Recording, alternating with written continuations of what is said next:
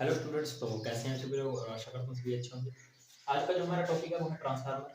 और ये जो है ये काफ़ी बड़ा चैप्टर है, तो इसको अपने स्टेप बाय स्टेप पढ़ेंगे। सबसे पहले आज जो अपने करने वाले हैं इसके जो पार्ट होते हैं और इसका कार्यविधान और इसका कहाँ पे यूज किया जाता है, तो वो अपने आज पढ़ेंगे। और जो इसके प्रकार हैं और जितने भी टाइप के ये आप बोल सकते हो, जैसे कि एक तो होता है कि धारा वोल्टेज के आधार पर बनाए थे, कुछ होते हैं कि जैसे अगर अपन बात करें जैसे ऑटो ट्रांसफार्मर होता है, और उसके अलावा भी जैसे कोई सिटी जैसे सीटीपीटी ट्रांसफार्मर है जो अपने इंस्ट्रूमेंट ट्रांसफार्मर होते हैं, तो उनके बारे में जो अपन वो अलग से पढ़ेंगे।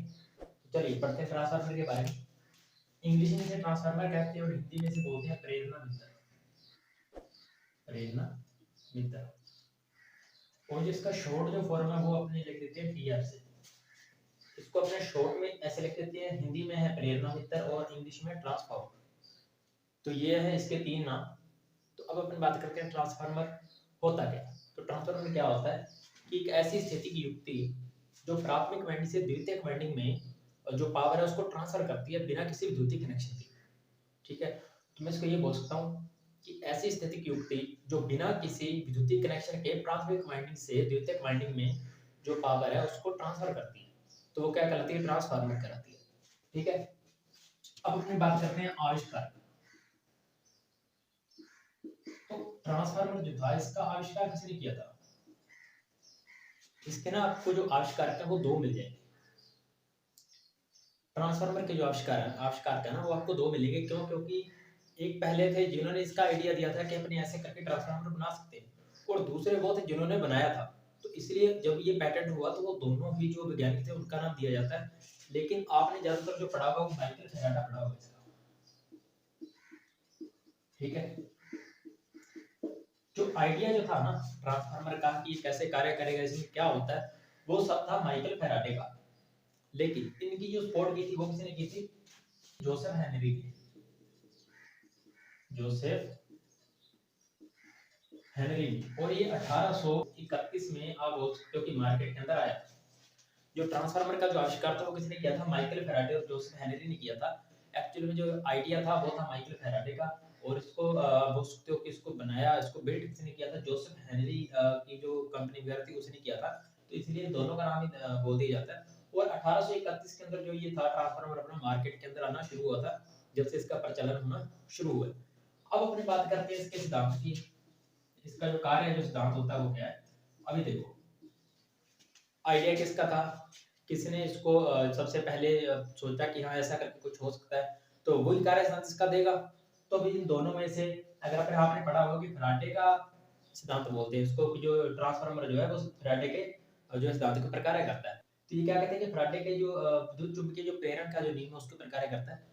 तो इसमें भी फैराडे का नाम इसीलिए लिया जाता है क्योंकि इसका जो मेन जो आविष्कार था वो माइकल फैराडे।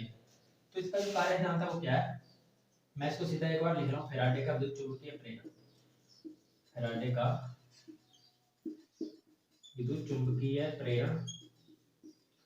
ठीक है, इंग्लिश में से बोलते हैं म्यूचुअल इंडक्टेंस। Mutual inductance. इसका दूसरा नाम है अनोन्य प्रेरण, या फिर इसको बोल देते हैं सह प्रेरण। तो फैराडे का जो विद्युत चुंबकीय जो प्रेरण का जो नियम था वो क्या था? वो ये था कि अगर मैं किसी एक कुंडली के अंदर धारा प्रवाहित करता हूं, तो उसके पास में रखी किसी दूसरी कुंडली में भी ईएमएफ जो उत्पन्न होनी शुरू हो जाएगी। अगर मैं जैसे यहाँ पर एक कुंडली है और इसको मैं जो है सप्लाई के साथ में जोड़ देता हूँ, तो अगर मैं इसके पास कोई दूसरी कुंडली रखूंगा ना, तो इसके फ्लक्स से इसका जो फ्लक्स होगा वो इससे कटेगा।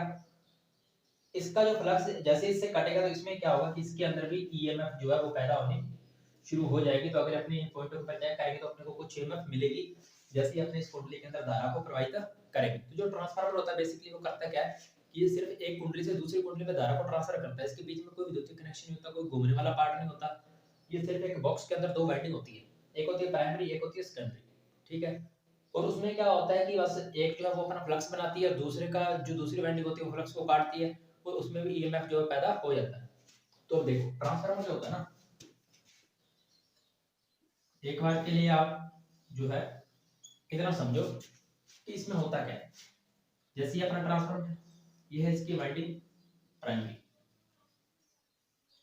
ठीक है, और ये है इसकी वाइंडिंग सेकेंडरी, इसको मैं लिख रहा हूँ प्राइमरी वाइंडिंग, ये होगी सेकेंडरी।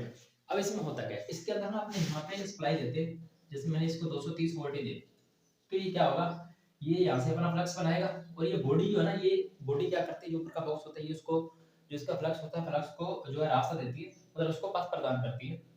तो ये जो अपना फ्लक्स बनाएगा ऐसे करके, ठीक है, और इसके फ्लक्स से क्या होगा, जैसे ही इसका फ्लक्स इस वाइंडिंग से कटेगा, इसका फ्लक्स इस वाइंडिंग से कटेगा, प्राइमरी का सेकेंडरी वाइंडिंग से जैसे ही फ्लक्स कटेगा, तो अपने जो ये वाले जो पॉइंट है ना, अपने को वहां से क्या होगा, विद्युतता को प्राप्त होगी, ईएमएफ जो प्राप्त होगा वो करता है डिपेंड अपने इस वाइंडिंग के टर्न के ऊपर। आपने देखा होगा ट्रांसफार्मर जो होते हैं ना, अगर मैं मेनली जो बात करूं तो ट्रांसफार्मर का एक कार्य और भी है, वो क्या है कि वोल्टेज को स्टेप अप और स्टेप डाउन करना, सबसे जो मेनली पर्पस है वो है वोल्टेज को स्टेप अप और स्टेप डाउन करना। तो इसकी क्या तीन परिभाषा बनती है, कौन कौन सी, अगर मैं बात करूं ट्रांसफार्मर की परिभाषा की,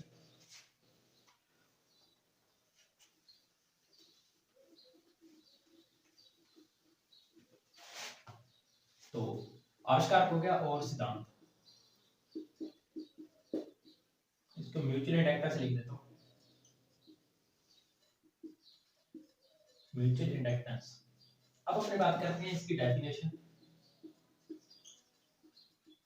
एक तो मैंने आपको पहले पहले बता दी थी कि कैसी स्थिति की युक्ति जो बिना किसी विद्युत कनेक्शन के प्राइमरी वाइंडिंग से सेकेंडरी वाइंडिंग के अंदर धारा को ट्रांसफर करती है, पहली परिभाषा तो होगी जी, ठीक है, इसको मैं सीधा लिख रहा हूं ईएमएफ ट्रांसफर, ईएमएफ ट्रांसफर, ठीक है, प्राइमरी टू सेकेंडरी, ठीक है। पहली दूसरी तीसरी परिभाषा क्या बनेगी, एक ऐसी स्थितिक युक्ति जो वोल्टेज को स्टेप अप और स्टेप डाउन करने का कार्य करती है, तो वोल्टेज को स्टेप अप और स्टेप डाउन करने का कार्य करने वाली जो स्थिति की युक्ति होती है वो क्या कहलाती है, अपनी ट्रांसफार्मर कहती है। ये इसकी तीन परिभाषा आप इनमें से कोई भी बोल सकते हो, तो ये तीन परिभाषा इनमें से आप जो है कोई भी बोल सकते हो। पहली क्या होगी कि एक ऐसी स्थिति की युक्ति जो बिना किसी विद्युत कनेक्शन के या बिना किसी घूर्णन गति के प्राइमरी वाइंडिंग से सेकेंडरी वाइंडिंग के अंदर धारा को ट्रांसफर करती है। और दूसरी परिभाषा क्या होगी कि जो वोल्टेज होती है, वोल्टेज को स्टेप अप और स्टेप डाउन करने वाली जो स्थिति की युक्ति होती है वो क्या अपनी ट्रांसफार्मर है। तो आप ये भी बोल सकते हो, ठीक है, और इनमें से कोई भी बोल सकते हो। इसका कार्य क्या होता है, म्यूचुअल इंडक्टेंस, यानी कि फैराडे का विद्युत चुंबकीय प्रेरक का जो नियम है वो, और इसके तीन नाम है म्यूचुअल इंडक्टेंस, अनोन्य प्रेरण और सह प्रेरण, और सह प्रेरण। ये होता क्या है कि अगर मैं किसी एक कुंडली के अंदर धारा प्रवाहित कर रहा हूं तो उसके पास में पड़ी दूसरी कुंडली में भी ईएमएफ जो है उत्पन्न होनी शुरू हो जाएगी। तो ये इसका कार्य है। और तो चलिए अब अपनी बात करते हैं ट्रांसफार्मर के पार्ट्स के बारे में।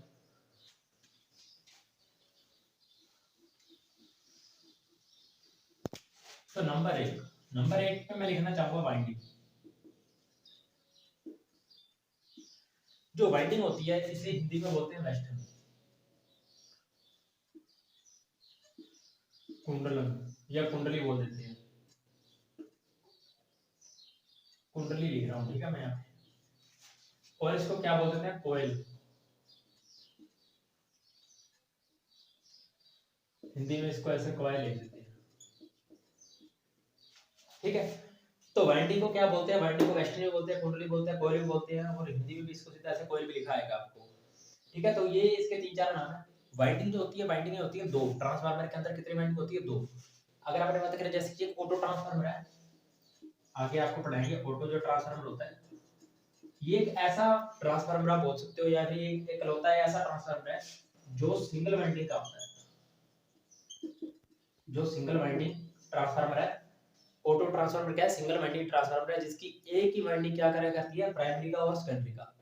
बाकी जितने भी ट्रांसफार्मर है सिर्फ के अंदर कितनी वाइंडिंग है, दो वाइंडिंग है। दो वाइंडिंग कौन कौन सी है, पहली है प्राइमरी, ठीक है, और दूसरी क्या है, सेकेंडरी। ये बनी किसकी होती है, ज्यादातर बनी होती है कॉपर की, तांबा। तांबे की क्यों बनाई जाती है, क्योंकि अगर अपन बात करें सोने और चांदी के बाद में जो सबसे अच्छा जो चालक है वो कौन सा, तांबा ही है अपना, क्योंकि सोने और चांदी काफी ज्यादा कॉस्टली होने के कारण अपने क्या तांबे का यूज सबसे ज्यादा करते हैं। और इसके बाद में अगर अपने चांदी की बात करें तो वो है एल्यूमिनियम। और इसके साथ में कॉपर जो वाइंडिंग है ना, इसमें क्या होता है, प्राइमरी और सेकेंडरी वाइंडिंग के अंदर इनके जो टर्नों की संख्या होती है ना, ज्यादातर क्या होती है, दोनों में डिफरेंस होता है। अगर मैं बात करूं प्राइमरी में और सेकेंडरी, तो इनमें क्या होगा, अगर मैं प्राइमरी के टर्म 10 रखता हूं और सेकेंडरी के टर्म जो है वो मैं 8 रखता हूं, इसको ध्यान से समझना। अगर मैं प्राइमरी के टर्म 10 रखता हूं और सेकेंडरी जो टर्नों की संख्या है, ठीक है, ये क्या है, ये टर्नों की संख्या है, टर्नों की संख्या, ठीक है। तो टर्नों की संख्या अगर मैं प्राइमरी में 10 और सेकेंडरी में 8 रखता हूं, तो ये जो मेरा ट्रांसफार्मर बनेगा ना, वो कौन सा बनेगा, स्टेप डाउन, स्टेप डाउन।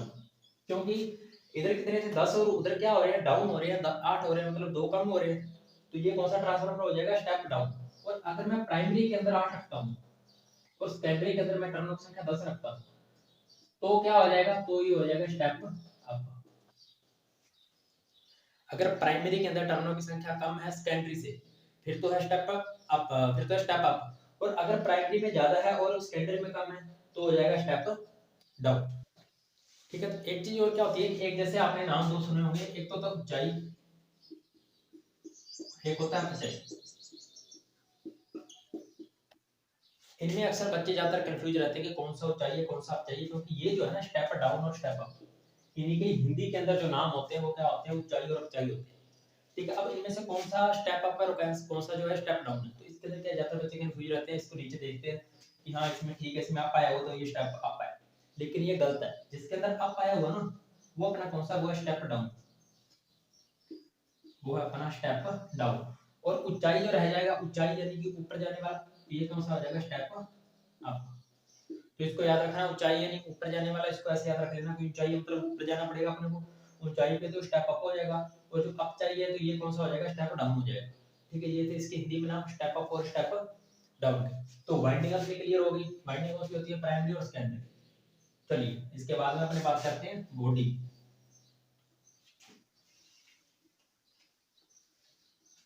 अब आते हैं ट्रांसफार्मर की जो बॉडी होती है वो किसकी बनी होती है, तो नंबर 2 पे है बॉडी। ट्रांसफार्मर की जो बॉडी होती है ना, वो बनी होती है कास्ट आयरन, या फिर आप बोलते हैं इसके अंदर सिलिकॉन जो होता है, सिलिकॉन स्टील, ये मिक्स होता है। इसके अंदर सिलिकॉन जो स्टील होता है वो मिक्स होता है इसकी बॉडी के अंदर। वो इसलिए मिक्स करते हैं, एक तो ये उसको क्या कर देता है, थोड़ा और मजबूत कर देता है, साथ में क्या होता है कि इसके अंदर जो हानि होती है, तो एक होती है एंटीग्रेन और दूसरी हिस्टैरिसीस, हिस्टैरिसीस। तो इन दोनों हानियों को कम करने के लिए जो इसके अंदर सिलिकॉन स्टील की मिक्सिंग होती है, जो इसकी बॉडी होती है वो कास्ट आयरन की जो मेनली वो बनाई जाती है। और इसके साथ साथ में इसके अंदर एक जो है अपने बात करें तो कोर यूज की जाती है ट्रांसफार्मर में।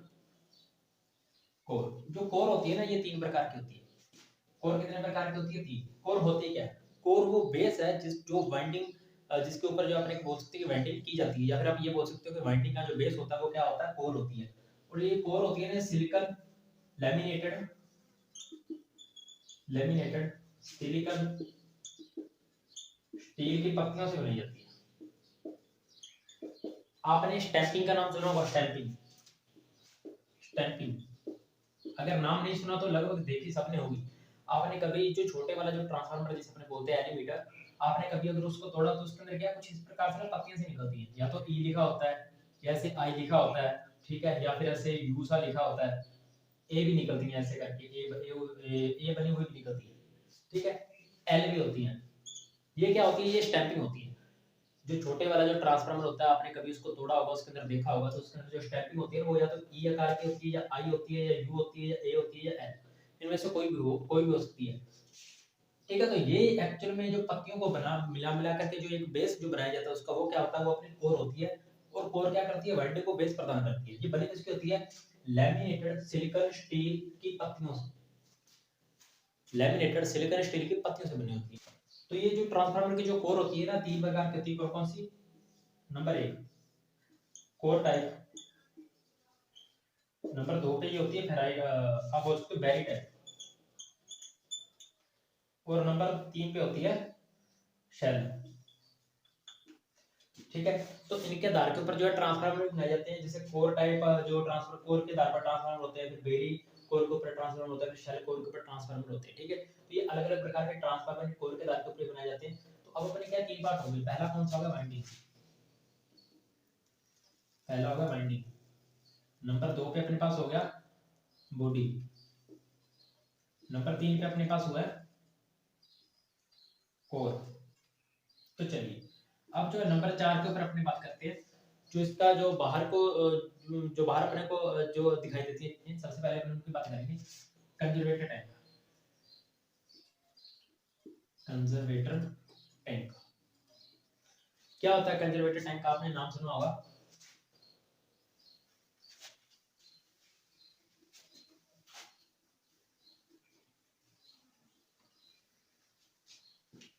कंजर्वेटर जो टैंक होता है ना, ट्रांसफार्मर के ऊपर की साइड में लगा होता है। अगर मैं यहाँ पे एक छोटा सा आपको ट्रांसफार्मर बना के दिखाऊं तो वो कुछ इस प्रकार से अपना ट्रांसफार्मर होता है।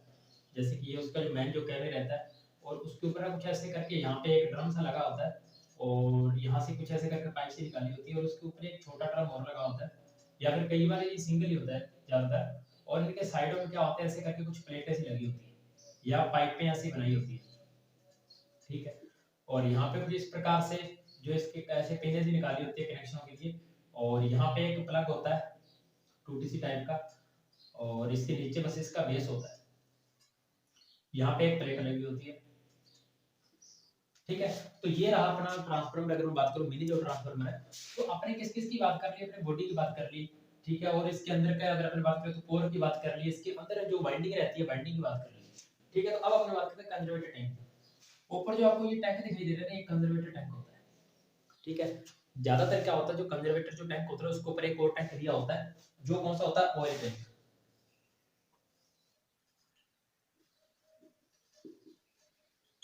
तो दोनों को अपने एक साथ क्लियर कर लेते हैं। ऑयल टैंक का तो आपको पता है कि ऑयल टैंक इसलिए होता है, उसके अंदर ऑयल डालते हैं अपने पास। ऑयल का जो लेवल होता है उसको मेंटेन करने के लिए जो टैंक होता है वो अपना ऑयल टैंक होता है। और कंजर्वेटर क्या करता है? कंजर्वेटर का क्या कार्य है कि जैसे ही क्या होता है, जैसे वाइंडिंग जो होती है, तो वाइंडिंग में आपने जो तांबे जो हानि होती है वो पड़ी होगी,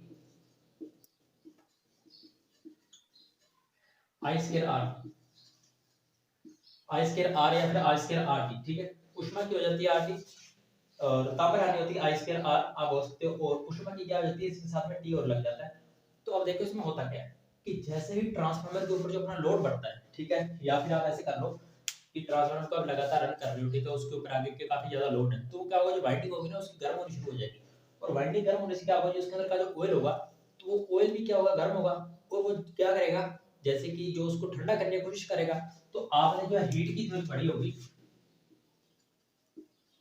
हीट थ्योरी क्या कहती है? हीट थ्योरी कहती है कि अगर कोई भी मीडियम है, अगर मैं उसको गर्म करता हूँ तो वो गर्म होने के बाद में ऊपर जाता है, और ठंडा होकर क्या होता है, गर्म में तो जाता है ऊपर, और ठंडे में क्या हो जाता है, और ठंडे में क्या हो जाता है, नीचे आ जाता है, ठीक है। तो ये कैसे होता है? आपने आपके घर में हमाम जो होता है पानी को गर्म करने वाला, वो देखा होगा। वो कुछ जैसे इस प्रकार से बनाया होता है, जैसे ड्रम सा होता है, ठीक है। इसमें यहाँ से एक टूटी लगी होती है, और यहाँ पे कुछ ऐसे करके ऐसे जोड़ा होता है। तो इसमें क्या होता है कि इसमें जैसे अपने पानी डालते हैं ना, तो यहाँ से अपने ठंडा पानी डालेंगे इसके अंदर, तो पानी यहाँ जा रह जाएगा इसकी चारों साइडों में। और इसके बीच में क्या, इसके अंदर जो होती है अपने आग जो जला रखी होती है, तो उससे क्या होता है कि यहाँ का जो पानी होता है ना, वो गर्म हो जाता है, और गर्म होकर कहाँ जाता है, ऊपर। गर्म पानी ऊपर आ जाता है और यहाँ से बाहर निकल जाता है। और इसके अंदर जैसे ही अपने ठंडा पानी और डाल देते हैं, वो नीचे नीचे पहले जाता है, नीचे से गर्म होता है, फिर वो ऊपर चला जाता है। और यही जो इसका प्रोसेस है वो चलता रहता है। वैसे कुछ इसके अंदर होता है, इसका जो ऑयल होता है ना,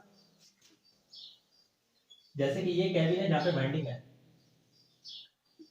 तो ये ऑयल से भरा रहता है। यहाँ पे बाइंडिंग जो रहती है वो ऑयल में डूबी रहती है, और इसके ऊपर जो कंजर्वेटर टैंक जो होता है वो बना होता है। और इसके साइडों में जो है पानी की जैसे जो बोल सकते हो, जो ऑयल के लिए जो कूलिंग के लिए जो प्लेट लगी होती है या फिर जो पाइप होती है वो होती है। तो इसके अंदर क्या होता है, जैसे ऑयल गर्म हो, ये ऊपर जाएगा, ये पाइपों से ठंडा होकर के फिर से यहाँ नीचे आ जाएगा, और ये प्रोसेस चलता रहेगा। अगर क्या होगा, अगर वाइंडिंग ज्यादा गर्म होगी तो ऑयल जो है वो क्या हो जाएगा, वो सीधा वेपर में जो है कन्वर्ट होना शुरू हो जाएगा। तो मतलब उसकी बावरी शुरू हो जाएगी। तो उस कंडीशन में क्या होगा कि यहाँ का जो ऑयल का जो लेवल है ना, वो कम हो जाएगा।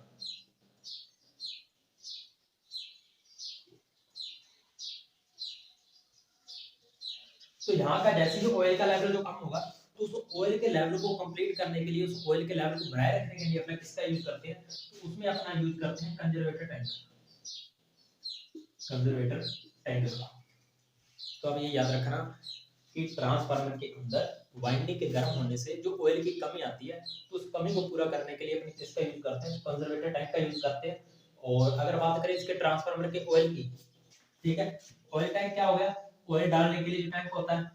कंजर्वेटर क्या होगा, तेल की आपूर्ति सप्लाई के लिए जो टैंक दिया होता है, कंजर्वेटर टैंक हो गया। उसके बाद में हमने बात की ऑयल की। सबने सुना होगा ट्रांसफार्मर जो होता है, ट्रांसफार्मर के अंदर कौन सा तेल यूज किया जाता है, खनिज तेल।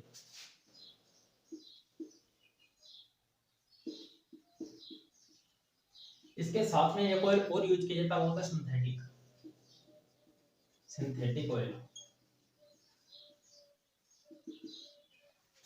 अगर हम बात करूं खनिज तेल, तो खनिज तेल क्या होता है कि जो अपन को पेट्रोल जो होता है, पेट्रोल जिसे अपने सबसे शुद्ध तेल मानते हैं, जो उसके भी शोधन से प्राप्त होता है, मतलब उसको भी अगर अपने और फिल्टर कर दें तो उससे जो अपने को तेल प्राप्त होगा वो कौन सा होगा, खनिज तेल। पेट्रोलियम के शोधन से प्राप्त तेल क्या कहलाता है, खनिज तेल कहलाता है। ठीक है। और सिंथेटिक ऑयल क्या होता है, सिंथेटिक ऑयल होता है हाइड्रोकार्बन के अंदर, हाइड्रोकार्बन के अंदर क्या कर देते हैं, सिलिकॉन मिक्स कर देते हैं। ठीक है। हाइड्रोकार्बन के अंदर सिलिकॉन मिक्स करके जो लिक्विड जो वस्तु या ऑयल जो तैयार किया जाता है वो क्या होता है, सिंथेटिक ऑयल होता है। हाइड्रोकार्बन के अंदर सिलिकॉन मिक्स करके बनाया गया ऑयल सिंथेटिक ऑयल है। और पेट्रोलियम के शोधन से, पेट्रोलाइजेशन से,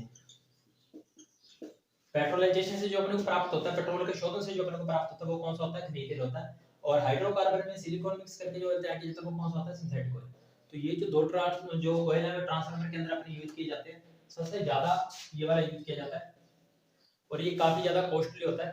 और इसकी जो लाइफ है ना कम से कम 20 साल है, 15 से 20 साल इस खनिज तेल की। कि उसके बाद में क्या है ये मतलब खराब तो नहीं होता। आप ये बोल सकते हो कि जो इसकी बॉडी होती है या फिर जो वाइंडिंग वगैरह होती है वो धीरे धीरे क्या होती है कि चाहे वो उसके अंदर ऑयल है चाहे कुछ भी है, चाहे उसके अंदर कुछ घूमने वाला पार्ट नहीं है, लेकिन फिर भी वो धीरे धीरे क्या होती है उसके अंदर ना जो है उसको थोड़ी थोड़ी टूट टूट कर और नीचे जो कचरे के रूप में जमा हो जाती है। और उससे क्या होता है ट्रांसफार्मर जो अपना 15 से 20 साल के अंदर वो बिल्कुल खत्म होना शुरू हो जाता है। बिल्कुल पहली बात तो वो खत्म ही हो जाता है 15-20 साल में। और उस कंडीशन में क्या होता है कि तब अपने को सारा का जो तेल है इसका तेल निकालना पड़ता है और उसको चेंज ही करना पड़ता है। आपने देखा होगा कि जो ट्रांसफार्मर जो होता है ना वो बहुत कम जलते हैं, मतलब आग बहुत कम ट्रांसफार्मर जो है वो पकड़ते हैं।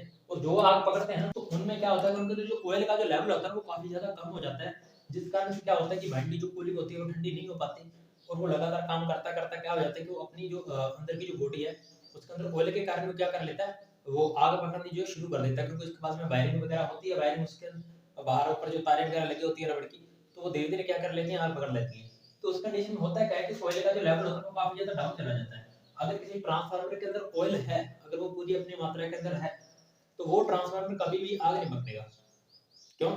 क्योंकि ऑयल के कारण ही जो अपनी बकोल जो रिले होती है, नेक्स्ट इसका नाम लिख लो, बकोल रिले।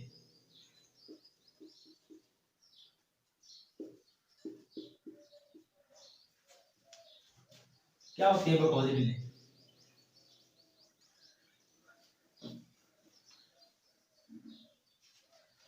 बकोल रिले क्या होती है, ये एक गैस तैयार करी है।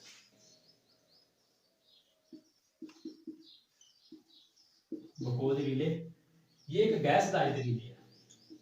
गैस आधारित रिले कैसे है कि जैसे ही ट्रांसफार्मर के अंदर जो ऑयल है वो गर्म होगा, ठीक है, और वो हद से ज्यादा अगर गर्म हो रहा है तो उसके अंदर क्या होगा, वो वेपराइजेशन होगा। और उस कंडीशन में क्या होगा कि जो वेपर होगी ना वो कहीं ना कहीं से बाहर निकलने की कोशिश करेगी। और ये जो ग्लूकोज रिले होती है ना ये लगी होती है जो कंजर्वेटर टैंक से जो मेन बॉडी के अंदर जो लाइनें आ रही होती है ना पाइप की जो ऑयल की, तो उस लाइन के बीच में ये लगा होता है ग्लूकोज रिले जो है ये लगी होती है। तो ग्लूकोज रिले के अंदर क्या होता है कि गैस आधारित रिले कैसे कार्य करती है, यहाँ पे लगी होती है लाइन के बीच में। जैसे ही गैस जो होती है वो बाहर निकलने के लिए इसके ऊपर प्रेशर बनाती है, ठीक है। और इसके साथ में जो एक्सप्लोजन जो वेंट वगैरह होते हैं वो अटैच रहते हैं ग्लूकोज रिले के साथ में। और जो एक्सप्लोजन जो वेंट होता है ना, यहाँ पे एक और एक्सप्लोजन वेंट है।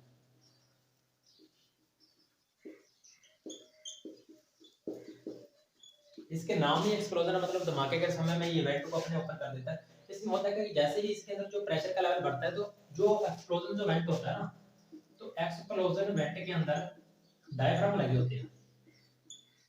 ठीक है, डायफ्राम क्या होते हैं कि एक बिल्कुल पतले एक जो है जो कागज के नुमा एक जो है मटेरियल लगा होता है। और उसके ऊपर क्या होता है कि जैसे ही गैस का प्रेशर बढ़ता है तो ये डायफ्राम जो होते हैं ये फूट जाते हैं, मतलब ये उसके अंदर प्रेशर के कारण क्या हो जाता है, वो फट जाते हैं, और जिस कारण से क्या होता है कि जो रास्ता होता है वो खुल जाता है। और वैसे ही जैसे ही रास्ता खुलता है, जो खोज रिले ये ऑपरेट हो जाती है, और ये जो है संकेत भेजती है, जो कुंजी लगी होती है, और जो कुंजी होती है ना, वो क्या करती है, ट्रांसफार्मर को मेन सप्लाई से क्या कर देती है, अलग कर देती है। अब ये अलग कैसे करती है, ये क्या करती क्या है, ये मेनली कर देती है शॉर्ट। ये जो ट्रांसफार्मर की जो वाइंडिंग होती है ना, जहां से मेन जो कनेक्शन आ रहा था, वो कनेक्शन को शॉर्ट कर देती है। जैसे ही कनेक्शन शॉर्ट होते हैं, जो पीछे से जहां से कनेक्शन आ रहा होता है, तो वहां से जो मेन जो टिप की होती है, वो मतलब कि बंद हो जाती है, या फिर आप बोल सकते हो जो सर्किट जो ब्रेकर लगे होते हैं, तो वो वहां से क्या हो जाते हैं, ट्रिप हो जाते हैं। तो उस कंडीशन में जो अपना ट्रांसफार्मर होता है वो बच जाता है, जैसे वाइंडिंग उसकी धीरे धीरे ठंडी होने अपने आप ही शुरू हो जाती है, क्योंकि उसके अंदर सप्लाई होती है, तो वो गर्म नहीं होती।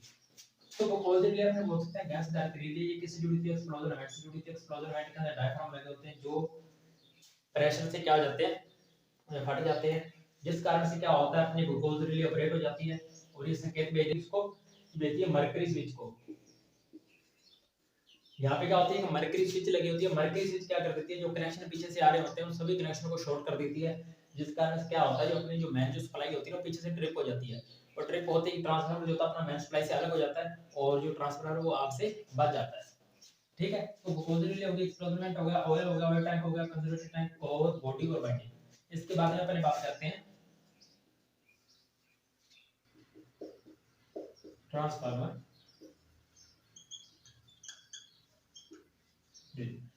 ट्रांसफार्मर ब्रीदर क्या होता है, ब्रीदर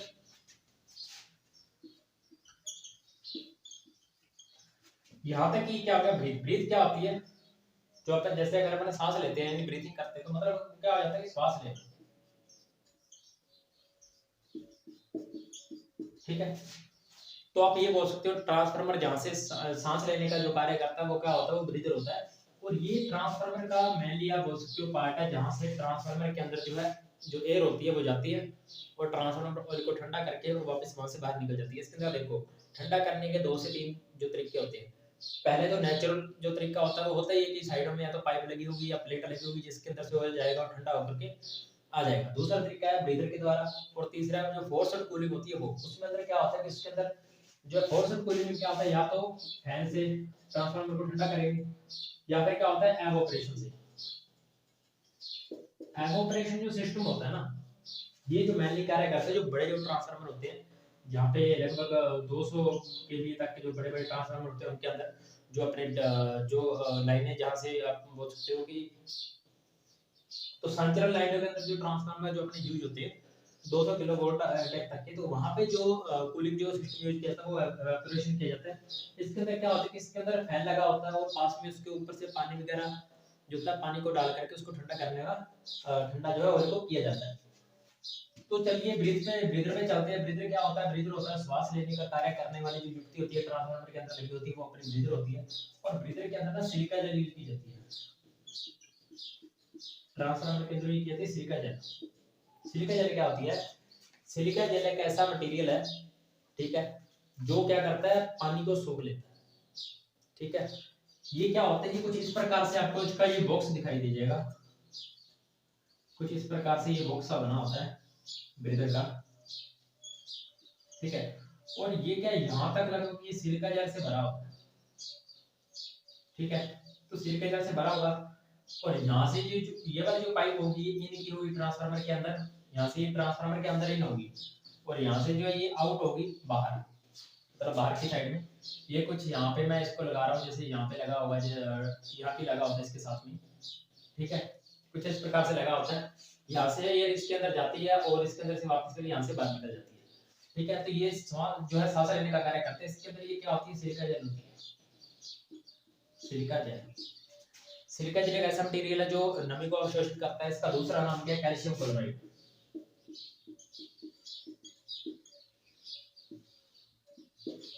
कैल्शियम क्लोराइड CaCl2। ठीक है, CaCl2 कैल्शियम क्लोराइड इसका दूसरा नाम है। ठीक है, और इसका जो रंग होता है वो इसके, आप इसको बोल सकते हो या तो होता है सफेद या फिर होता है नीला। और नमी को अवशोषित करने के बाद ये कैसी हो जाती है, गुलाबी। ठीक है, तो जो सिलिका जेल है उसमें दो कलर होते हैं, या तो सफेद होगी या नीली होगी, हल्की नीली बोल सकते हो, हल्की नीली या फिर सफेद होगी। और नमी को अवशोषित करने के बाद जब उसके अंदर पानी भर जाएगा तब वो क्या हो जाएगी, गुलाबी हो जाएगी। और इसे दोबारा फिर से यूज करने के लिए, इसे 150 से लेकर के और 200 डिग्री तक क्या किया जाता है, गर्म किया जाता है या इसको पकाया जाता है, जिससे क्या हो जाता है कि फिर से यूज करने के लिए अपनी जो सिलिका जेल है वो तैयार हो जाती है। तो ये एक ऐसा मटेरियल है जो क्या करता है, नमी को अवशोषित करता है, भीतर क्या करता है, ये सांस लेने का कार्य करता है। इसके अंदर सिलिका जेल भरी जाती है, कैल्शियम क्लोराइड इसका दूसरा नाम है, CaCl2 इसका रासायनिक होता है। और ये सफेद या नीले रंग की आती है। नमी को अवशोषित करने के बाद ये गुलाबी हो जाती है। और इसे 150 से लेकर के 200 डिग्री तक जब इसको गर्म कर देते हैं, ये फिर से अपने रीयूज करने के लिए अपनी तैयार हो जाती है। तो चलिए अब अपनी बात करते हैं लास्ट टॉपिक की, वो है बुशिंग। बुशिंग बुशिंग क्या होती है? बुशिंग का नाम सुनते ही आपके दिमाग के अंदर सिर्फ उसके जो कॉन्टैक्टर होते हैं वो आ रहे होंगे।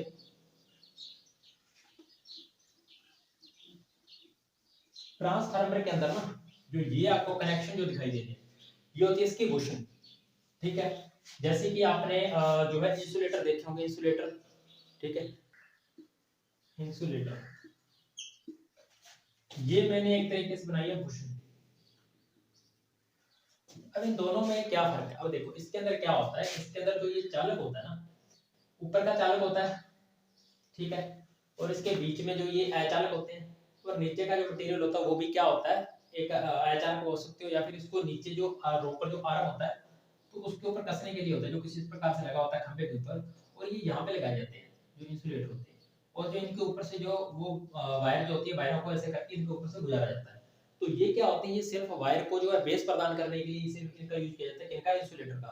और ये कई टाइप का होता है। और बुशिंग में क्या होता है, बुशिंग के अंदर ऊपर तो ऐसे इंसुलेटर लगे होते हैं, लेकिन उसके अंदर क्या होता है, उसके अंदर ना ये चालक होता है जो ऐसे आर पार निकला होता है, ठीक है, यहाँ पे इसके कनेक्शन होते हैं, और ये अंदर जो है अंदर वाइंडिंग के साथ में जुड़ा होता है। तो इसके अंदर क्या होता है कि ये तो नीचे सप्लाई नहीं आने देगा, लेकिन इसमें क्या होगा, इसमें अपने सप्लाई अंदर दे भी सकते हो, सप्लाई बाहर ले भी सकते हैं। अगर देखो अगर ट्रांसफार्मर के साथ अगर उसकी बॉडी के साथ अगर ये इंसुलेटर कहीं टच हो गया तो क्या होगा कि सारे ट्रांसफार्मर के अंदर अपना करंट आ जाएगा, और अगर उसके पास में कोई जाएगा या उसको कोई हाथ लगाएगा तो क्या हो जाएगा, उसको झटका लग सकता है। तो उस कंडीशन में उसको बचाने के लिए किसका यूज करते हैं, अपने बुशिंग का यूज करते हैं।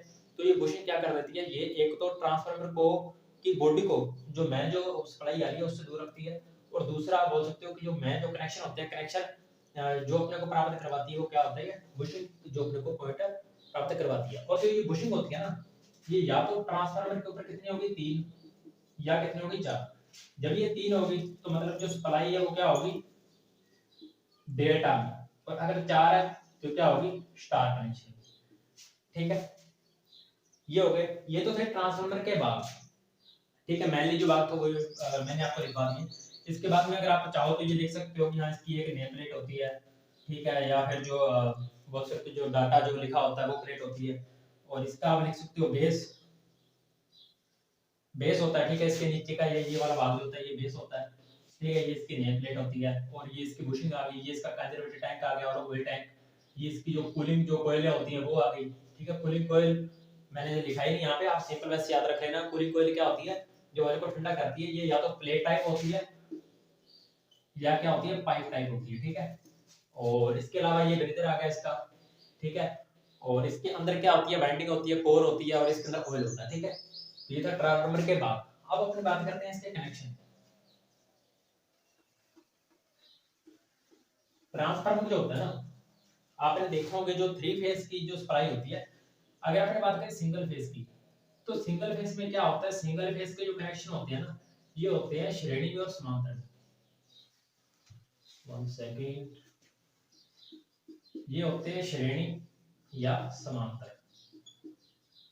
ठीक है, लेकिन जो 3 फेज होती है, 3 फेज के जो कनेक्शन होते हैं ये किसमें होते हैं, ये होते हैं स्टार में और डेल्टा। ठीक है, इसके कनेक्शन अपने श्रेणी समांतर के अंदर ही करते हैं। ठीक है, और इसके कनेक्शन होते हैं स्टार और डेल्टा। स्टार और डेल्टा के अंदर क्या फर्क है, अगर अपने को चाहिए न्यूट्रल पॉइंट, ठीक है, अब देखो ये है सिंगल फेज, मतलब इसके अंदर क्या होगा, इसके अंदर एक तो होगा फेज और एक क्या होगा, न्यूट्रल। ठीक है, ये तो होती है सिंगल फेज। थ्री फेस का मतलब क्या है, इसके अंदर तीन फेस होते हैं, ठीक है, तो तीन तो फेस होंगे ही होंगे। अगर अपने को चौथा न्यूट्रल पॉइंट भी चाहिए तो अपने कौन सा कनेक्शन करेंगे, तो अपने करेंगे स्टार। और अगर नहीं चाहिए, अगर तीनों को तीनों फेस चाहिए, तो अपने करेंगे डेल्टा। ये कैसे होते हैं स्टार डेल्टा, तो चलिए देखते हैं। अगर मैं वाइंडिंग 1,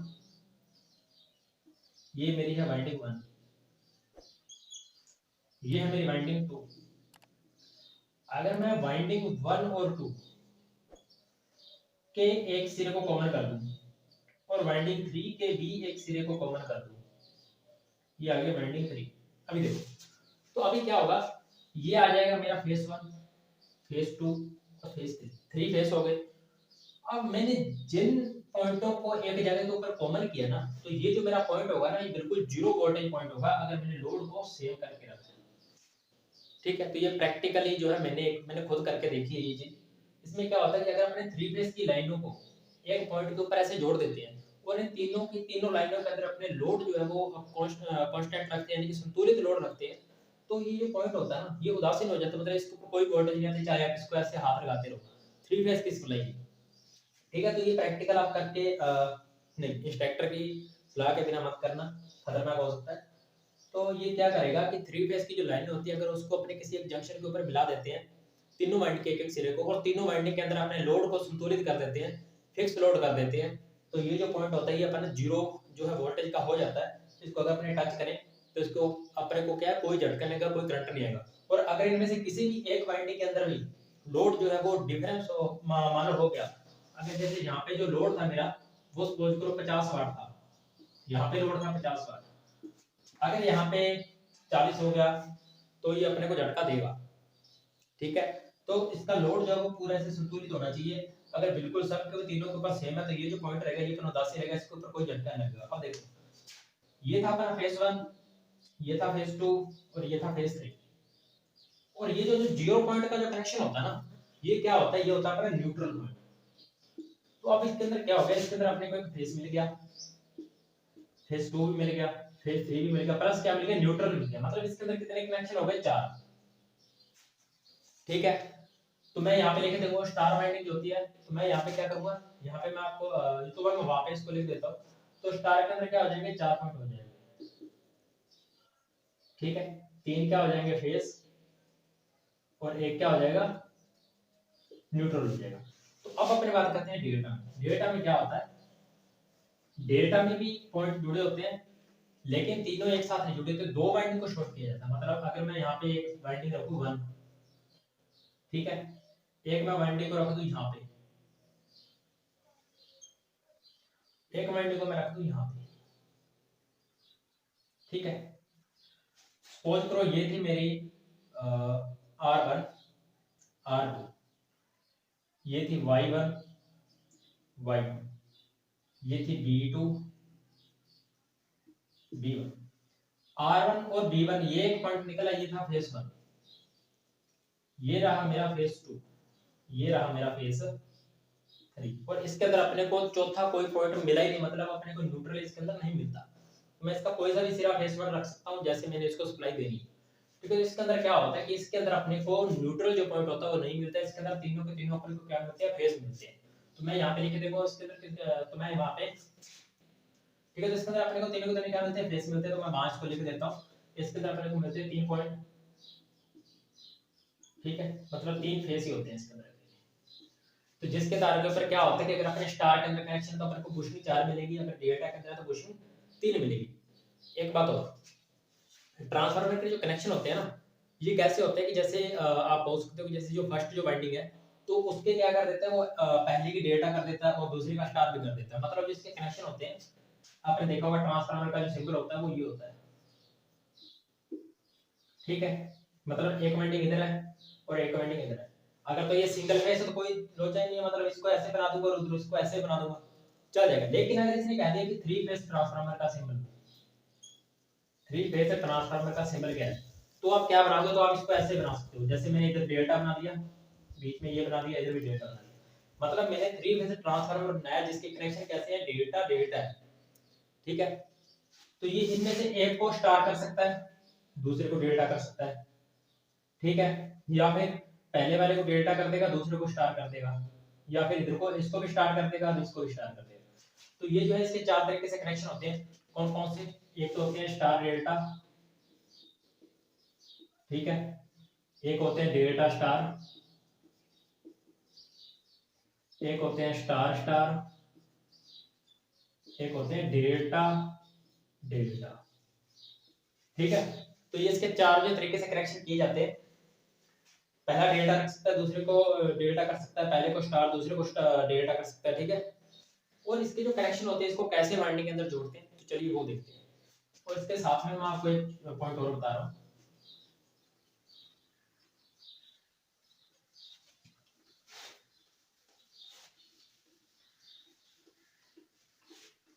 आपने अर्थिंग का नाम सुना होगा। अर्थिंग क्या होती है? अर्थिंग होती है अगर कभी भी लाइन के अंदर कोई फॉल्ट आता है, बाय चांस शॉर्ट सर्किट हो जाता है या पीछे से लाइन जो अपनी ज्यादा आ जाती है, तो उस जो बढ़ी हुई जो वोल्टेज होती है, जिसे सर्ज वोल्टेज बोल देते हैं अपने, जो बढ़ी हुई जो वोल्टेज होती है उसे सर्ज वोल्टेज बोल देते हैं, ठीक है। तो सर्ज वोल्टेज को या सर्ज धारा को बाईपास सीधा निकालने के लिए, मतलब अपने जो प्रोडक्ट है या फिर अपने कुछ भी जो आगे अपने उपकरण लगा हुआ है, अगर उसको नुकसान ना हो, ठीक है, या फिर कोई अगर जो ऑपरेटर है उसको कोई दिक्कत ना हो, उसके लिए क्या कर देते हैं कि एक अर्थिंग कर देते हैं। अर्थिंग क्या होती है? ये एक ऐसा रास्ता होता है जिसके अंदर कोई प्रतिरोध नहीं होता, इसीलिए क्या बोलते हैं, अर्थिंग का जो प्रतिरोध होता है ना बहुत कम होता है। और अर्थिंग का प्रतिरोध कम होने की वजह से क्या होता है, आपने ये चीज सुनी होगी, जो धारा होती है ना, धारा ये क्या कर देती है, ये अपना सरल मार्ग चुनती है। अगर सपोज करो जैसे मैंने यहाँ पे लगा लो, जैसे यहाँ पे एक बल्ब लगा हुआ है, ठीक है, यहाँ पे एक बल्ब और लगा हुआ है, और एक यहाँ पे बल्ब लगा हुआ है, ये है। और मैंने यहाँ से इसको सप्लाई दे दी 220 वोल्ट, ये है 10 वाट का, 10 वाट का मतलब 10 वोल्टेज लगा लो, ये 10 वोल्टेज जो है खपत करेगा। अगर मैं सपोज करो यहाँ से एक वायर को लगा दूं, तो इसमें क्या होगा? अगर मैं इसके अंदर इसको ऐसे करके इसके यहाँ से एक वायर को शॉर्ट कर दूं, तो क्या होगा कि धारा क्या करेगी, अगर मैं इससे पहले कि यहाँ पे भी एक वायर लगा दूं, ठीक है, तो क्या होगा? तो इसके अंदर क्या होगा कि जो धारा होती है ना, धारा हमेशा अपना सरल मार्ग चुनती है, मतलब अगर कोई मार्ग उसको नहीं मिल रहा तो वो उसके अंदर से जाएगी। लेकिन अगर उसको ये ऐसा, आप बोल सकते हो जैसे शॉर्टकट अगर उसको कोई मिल गया, तो वो क्या करेगी, वो शॉर्टकट से निकल जाएगी। अगर जैसे कि यहाँ से वोल्टेज गई तो इसमें बल्ब में तो इसको जाना ही पड़ेगा, क्योंकि इसका कोई और रास्ता ही नहीं है इसको आगे जाने के लिए। तो इसमें जाने के बाद में इसके पास में दो रास्ते हो गए, एक तो हो गया आगे के बल्ब के पास में, और एक हो गया नीचे की ओर। अगर ये नीचे की ओर आगे इसके अंदर कोई प्रतिरोध नहीं है, नीचे से वायर है, बस यहाँ से ही वापस आ सकती है। लेकिन अगर ये आगे गई तो इसको 10 वोल्टेज और अपनी जो है खपत करनी पड़ेगी। तो धारा क्या करेगी, यहाँ से जाएगी, यहाँ से होती हुई वापस इधर ही आ जाएगी। तो मतलब धारा, मेरे कहने का मतलब ये था कि जो धारा होती है वो अपना सरल मान चुनती है, तो वो क्या कर देती है, प्रतिरोध वाली जगह में से नहीं जाती। और अर्थिंग जो वायर होती है ना, इसका प्रतिरोध जीरो ही मान लो, एक तरीके से जीरो ही होता है, ठीक है। तो इसमें होता क्या है, ये प्रतिरोध को, मतलब जो वायर का जो प्रतिरोध होता है वो जीरो होता है, लेकिन अर्थिंग का प्रतिरोध आप बोल सकते हो धरती की जो होती है नीचे जिसके अंदर अर्थिंग लगी होती है, तो अर्थ का प्रतिरोध बहुत ज्यादा होता है, ठीक है, अनंत ही मान सकते हो, ठीक है। और उसको क्या है, अर्थिंग के लिए बनाने के लिए उसके अंदर कोयला या फिर नून जो नमक वगैरह होता है, तो वो मिला करके और उसको गिला रखा जाता है पानी से, ताकि क्या हो कि उसके अंदर जो है धारा जो वो प्रवाहित हो जाए, ठीक है। और उससे क्या होगा, जो पीछे से जो सर्ज जो धारा है वोल्टेज आ रही है, तो वो उसके अंदर चली जाए, ठीक है। तो हाँ, अब हम बात करें थे अर्थिंग की। अर्थिंग क्या होता है, एक ऐसा मार्ग होता है जो शॉर्ट सर्किट के समय या किसी अन्य दोष के समय सर्ज धारा या वोल्टेज को रास्ता प्रदान करता है, ठीक है। ये था अर्थिंग। ये स्पेशली उन इक्विपमेंट के लिए यूज किया जाता है जहां पे अपने न्यूट्रल पॉइंट नहीं दिया होता, ठीक है। अगर मैं बात करूं तो अर्थिंग किसमें ज्यादा यूज की जाती है, ज्यादा यूज की जाती है 3 फेज के अंदर, ठीक है। और अगर अपने बात करें सिंगल फेज में,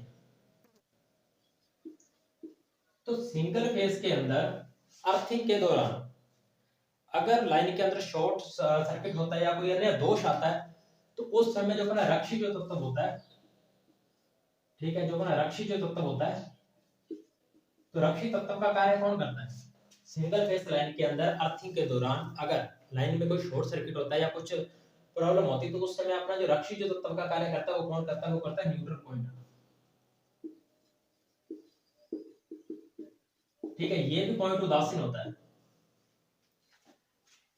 अगर आपके घर के अंदर वायरिंग जो है वो स्टैंडर्ड तरीके से की हुई है, अगर प्रॉपर्ली फेस को हर जगह के ऊपर फेस को कंट्रोल किया गया है, ठीक है, हर चीज के अंदर आप बोल सकते हो उसको प्रॉपर्ली न्यूट्रल पॉइंट दिया गया है, तो अगर आप दो वायर लेकर के उनमें से किसी एक वायर को छुओगे ना तो इसके अंदर आपको करंट नहीं आएगा। मतलब अगर हम बात करूं सिंगल फेस के अंदर जो वायर होती है, वायर में जैसे यहाँ से दो वायर निकलती है, ठीक है, तो मैं इनमें से अगर किसी एक को छूंगा ना मेरे को करंट नहीं आएगा। क्यों नहीं आएगा? अगर मैंने उसको सही तरीके से फेस को कंट्रोल किया।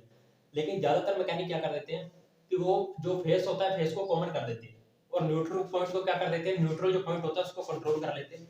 जिससे क्या होता है कि जैसे कई बार पीछे से स्विच वगैरह बंद होती है और अपने वायर को हाथ लगाते हैं तो भी अपने को झटका लग जाता है। तो वो क्या होता है, वो पीछे सप्लाई की गलती नहीं होती, वो अपने मैकेनिक की गलती होती है कि वो क्या कर देता है, न्यूट्रल जो पॉइंट होता है इसको कंट्रोल कर देता है। ये पॉइंट सिर्फ धारा को वापस जाने के लिए रास्ता प्रदान करता है और इसका कोई कार्य नहीं है। अब देखो, अगर मैं बात करूं इस सर्किट की,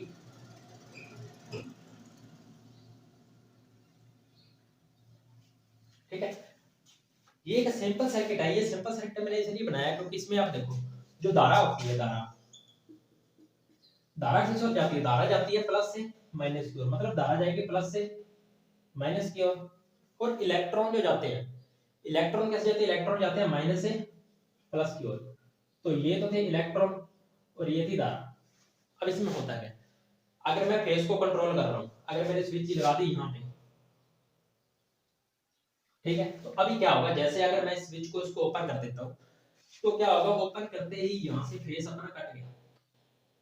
ठीक है, वो तो इसका रास्ता है वापस जाने के लिए न्यूट्रल पॉइंट, तो मतलब इधर से कोई करंट अपने को आ नहीं रहा। तो अगर मैं यहाँ पे इन दोनों किसी भी कनेक्शन के ऊपर अगर मैं हाथ लगा रहा हूँ या इसको कुछ कैसे भी टच कर रहा हूँ तो मेरे को कोई झटका नहीं लगने वाला क्योंकि मेरा फेस है यहाँ से कटा हुआ है। और अगर सपोज करो अगर मैंने यही जो स्विच थी ये मैंने लगा दी न्यूट्रल पॉइंट के ऊपर, ठीक है, अभी क्या होगा, अगर मैं इसको ओपन भी कर दूंगा ना, ठीक है, तो करंट तो आपको पता है फेस में होता है, न्यूट्रल में कोई करंट नहीं होता। तो फेस क्या करेगा, फेस जाएगा इस बल्ब के अंदर, इसको कहीं से न्यूट्रल नहीं मिल रहा, न्यूट्रल काटा हुआ, इसको न्यूट्रल नहीं मिल रहा। जैसे ही अपने उस वायर को हाथ लगाते हैं ना तो अर्थिंग के थ्रू वो जो वायर होती है तो वहां से उसको क्या मिल जाता है, न्यूट्रल पॉइंट मिल जाता है। और न्यूट्रल मिलते ही क्या होता है, ठीक है, समझते हो बात को, मतलब इसीलिए अपने को झटका लगता है कि जो अपना जो अर्थिंग जो होती है नीचे, या चाहे मैंने चप्पल पहनी है चाहे कुछ नहीं, अपने कई बार क्या होता है ऐसे हाथ लग जाता है, तो उस कंडीशन में भी क्या होता है कि जो अर्थिंग होती है, अर्थिंग आपको उसको क्या कहती है, न्यूट्रल पॉइंट पर प्रदान कर देती है, जिस कारण से क्या होता है अपने को झटका लग जाता है। तो इसीलिए कभी भी अगर आप वायरिंग कर रहे हो तो फेस को कंट्रोल करो, और फेस को अगर आपने प्रॉपर्ली कंट्रोल किया है तो आप चाहे सिंपल दो वायर लेके किसी को भी एक को हाथ लगा लो, आपको करंट नहीं लगेगा। ये थी अर्थिंग। अगर आपने बात करें थ्री फेस के अंदर अर्थिंग की जाती है, सिंगल फेस के अंदर अपने अगर अर्थिंग की बात करें तो इतनी ज्यादा जरूरत नहीं होती अर्थिंग की, क्योंकि अर्थिंग के लिए जो पॉइंट होता है वो अपना न्यूट्रल पॉइंट ही कार्य कर जाता है। तो चलिए अब अपने बात करते हैं स्टार डेल्टा कनेक्शन की कि कैसे जो ट्रांसफार्मर के कनेक्शन किए जाते हैं।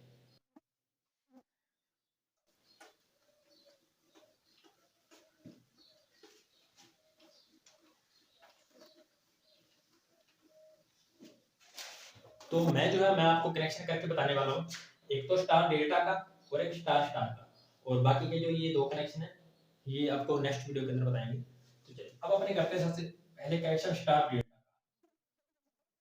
ऊपर का कनेक्शन मैं स्टार बना दूंगा, नीचे का कनेक्शन डेल्टा बना दूंगा, ठीक है, ये रही अपनी कोर, ठीक है, ये रही मेरी winding, one two three phase के कनेक्शन है ये, और ये आ गई वाइंडिंग नीचे की और वन टू और थ्री। ये थी मेरी R1, ये रहा R2, ये था Y1, ये था Y2, ये था B1 B2। इसको मैं लिख रहा हूँ V1 V2 W1 W2, इसको U1 U2 लिख लो, ठीक है। तो इसमें स्टार कनेक्शन में क्या था, स्टार कनेक्शन के अंदर कुछ इस प्रकार से ऐसे करके अपनी जो बाइंडिंग वो लगी हुई थी कि जैसे मैंने इसको लाइन 1 माना था, इसको लाइन 2 माना था, इसको लाइन मैंने 3 माना था, ठीक है। तो अभी अभी के लिए मैं क्या करूंगा, जैसे सपोज करो ये मेरी आर थी, ये मेरी वाई थी और ये थी बी, तो मैं किसी भी एक सिरे के ऊपर चाहे तो मैं सबके जो नंबर 2 के सिरे हैं उनको कॉमन कर दूं, चाहे मैं इनके जो पहले सिरे इन तीनों में से तीनों को कॉमन कर दूं। तो मैं करने वाला हूं जो नंबर 2 के सिरे हैं उनको मैं इसको कॉमन कर दिया मैंने इसके साथ में, जो y2 था मैंने y2 के साथ में इसको कॉमन कर दिया, और y2 से यहां से एक सिरा उठाया और वो मैंने किसके साथ में b2 के साथ में कॉमन कर दिया।